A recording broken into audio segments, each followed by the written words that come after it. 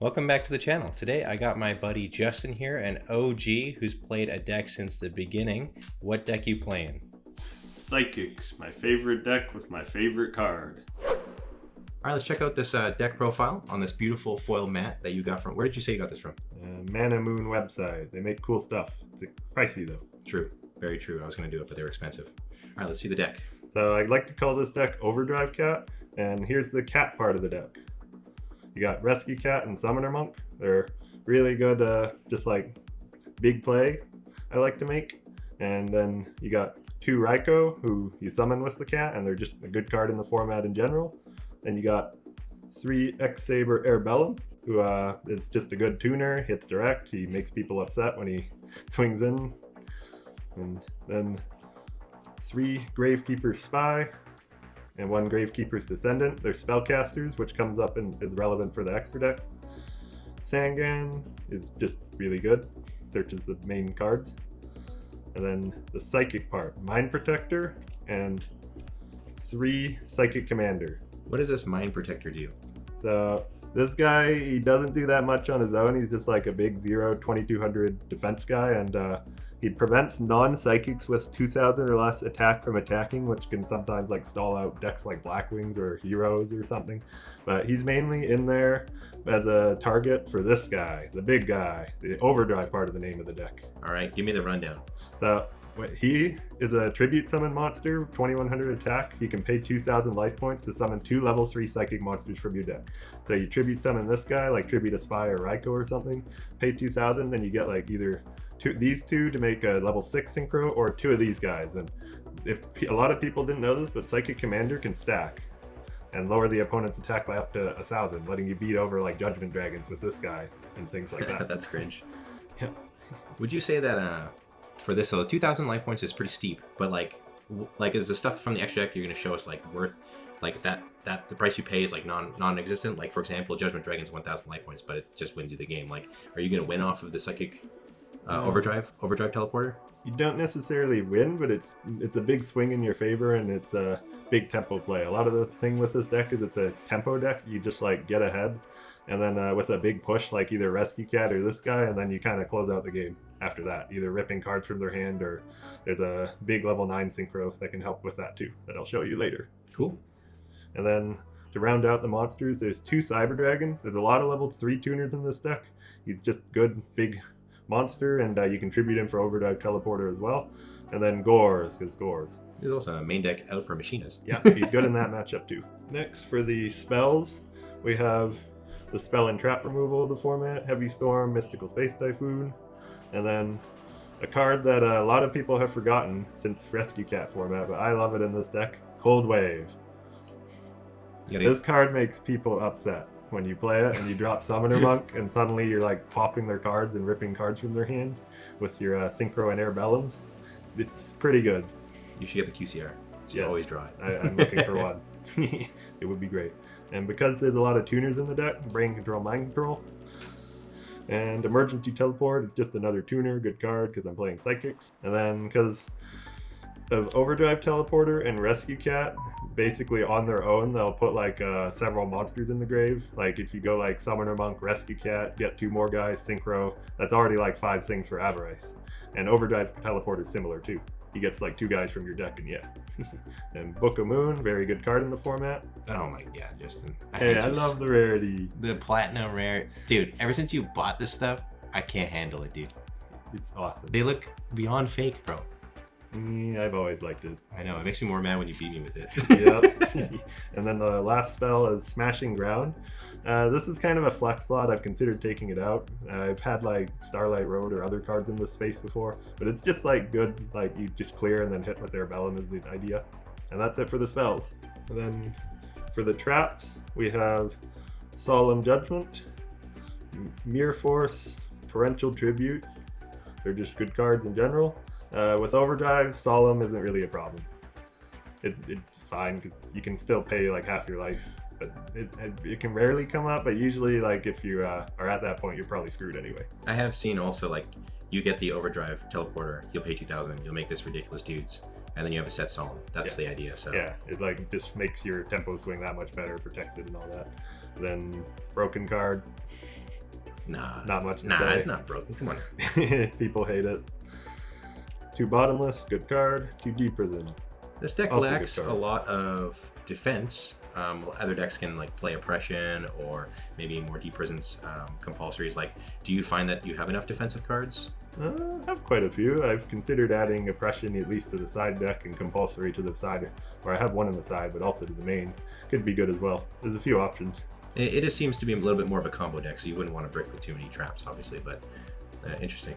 Yeah, that's it for the traps. And then for the extra deck, we have the level 9 synchro I may have mentioned earlier, Overdrive Teleport, or Hyper Psychic Blaster. You can make him with Overdrive Teleporter, and what he does is use a big piercer, which is great against like Dandelion tokens and like swinging over like Treeborn Frog. And when he pierces, you also gain life points equal to the damage he inflicts, so you can like make Overdrive, pay 2,000, and then make this guy swing over like Treeborn Frog, and suddenly you gain life. It's pretty good. And him with Psychic Commander can also get over a lot of stuff too, because you can pay and boost and lower them for him too. And Mistworm very rarely comes up, but there's a lot of level 3s. It's possible, but could be replaced. 2 Stardust Dragon, just good card. And I have Starlight Road in the side deck. Salt Ruler Arcfiend, another Psychic guy, good. Colossal Fighter, Black Rose Dragon, good. And then Arcanite Magician is one of the main cards in the deck. You got Gravekeeper's Spy and a lot of level 4 Spellcaster, or you got Gravekeeper's Engine, and you got a lot of level 3 Psychic Tuners and the Rescue Cat and Airbellums. It's pretty easy to make. Yeah, So you really make, easy like, to a bunch make. of these. Yeah. I often go through both of them in a game and lets you punch through it with Airbellum and stuff. The nice thing about this deck, one of the power things, is like when they have like stuff like Black Whirlwind and cards like that, you can just like make this and get a lot of value. Psychic Life Transfer, another This card is good for time. Yep, it can win you games in time. It's just like gain life, and it's another backup level 7, because 7 is the one you make the most in this deck. And then the next thing you probably make the most is the level 6s, Goyo and Brio. Not much to say. Then level 5s, Catastor, Android, and the last card is Chimera Tech Fortress Dragon, because I play Cyber Dragon. You do play 2 Cyber Dragons. Would you ever increase this by taking something out? Like if you had to take one out? It's possible. I'd probably cut the Mistworm out in that case. And then the side deck.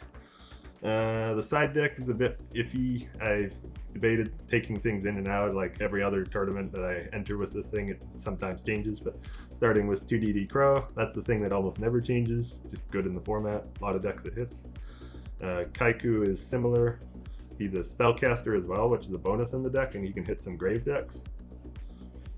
And Breaker is a spellcaster that's just really good in the deck as well. You can play him, a tuner, make Arcanite. And then 1 Vanity's Fiend. How come only 1? I had 2 in there, but sometimes it's like you don't want to draw too many like tribute summons, like with the Overdrive and him. And occasionally I'll take out the Overdrive teleporters in games 2 or 3 if I'm going second and I'm playing against a deck that'll like set a ton of back rows or things that I don't want to make like a big push into. This one is good against like certain decks, like I don't know, like Frogs or something, where they might not have a lot of ways to remove it with spells and traps potentially. But yeah, and then I got My Body the Shield and Giant Trunade. These are cards that can help you push through when going second. And in addition to those, My Body is also nice because when you Rescue Cat or Summon a Monk and they bottomless, that can be pretty brutal. And this can stop that. And I also got a Trap Stun and a Dust Tornado as well, which depending on the matchups, some can be better than others. And I kind of got like one of each because of that. And then I've got Chain Disappearance, which is good against some decks like Debris Dragon decks or Frog decks, where you just like banish all their swap frogs or the Treeborn Frog or something like that, or the Even Substitute. Fishboard, yeah. Yeah, that one too is good to hit. Hate that card. And then 1 Compulsory Evacuation Device. I've considered putting it in the main deck, and it could be nice when you need to clear like a Synchro or the Absolute Zero or something like that.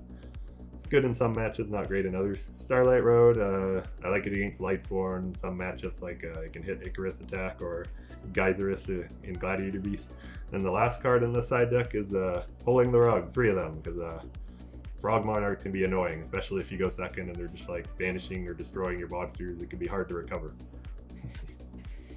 And another card I've considered is what's the trap that is continuous, you can't tribute? Forget Mask the name. Restrict. Mask Restrict, that's it. That's a potentially good card too. All right. That was a pretty sick deck. With every deck profile, I try to get the insights from the Duelist, so I'm going to ask Justin a couple questions for you guys at home. If you want to play the deck, you should have a little bit of an understanding besides just what cards are being played inside of it. So the first question I'll ask you is, what are the weaknesses of this deck? Just going second in some matchups can be pretty brutal, like against Frog Monarchs, or like if it's another deck that's playing Raikou, they go Raikou, then you go Raikou, and they just kind of screw you. That's fair. And what are your best matchups? The deck can do pretty good into some decks like Blackwings, like traditional Blackwings, and some of the other decks like that, like Machina, because I got the main deck like Cyber Dragons and things. Okay. What do you think is the best advantages for your deck? Probably the fact that it has a lot of like targeted destruction and things with like between Gravekeeper's Spy, Raikou. It's got the ability to make Arcanite Magician, and it's good at making like big tempo plays, like against like frog decks, which might not have a lot of back rows. You can sometimes like just like swing with Air Bellums or make a big play and hit them direct. Same with Overdrive Teleporter, he can just pierce through like tokens where they try to stall you with like Dandelion tokens, and it can be a pretty aggressive deck, and tempo is important. I think you probably would get pretty far against Frog Monarchs as well, since they go swap, bounce, swap back to hand. Yeah. You just Air Bellum them. Yeah, you just like, cat, double Air Bellum. Okay, and lastly, for those guys at home that want to play this deck, do you have any tips that you want to give them? There's a lot of interesting plays. You have to think carefully about when you want to drop your Overdrive Teleporter. Like if your opponent's got like 3 or 4 back rows, you might want to rethink like tributing your Spy or something and just going for it. 'Cause you can get like destroyed by something like Torrential or Bottomless on Rescue Cat specifically. You briefly mentioned something about Shura. Yeah, so another thing to take into account is Psychic Commander has some weird like things you can swing over with his ability. Like if they got a Shura in attack position and you suspect or they searched a Kalut earlier, you can like use Overdrive Teleporter to make Hyper Psychic Blaster, and then with the other Psychic Commander, you can basically get up to like 3,500 attack essentially if you consider the Psychic Commander's life point paying, so it can swing over things like Shura plus Kalut. Or big up things like Judgment Dragon and things like that. And you can play around Gores as well if you don't synchro, like you keep the 2 commanders and then the Overdrive. And for you viewers at home, he is wearing a jacket, but it's because he wore a green sweater today.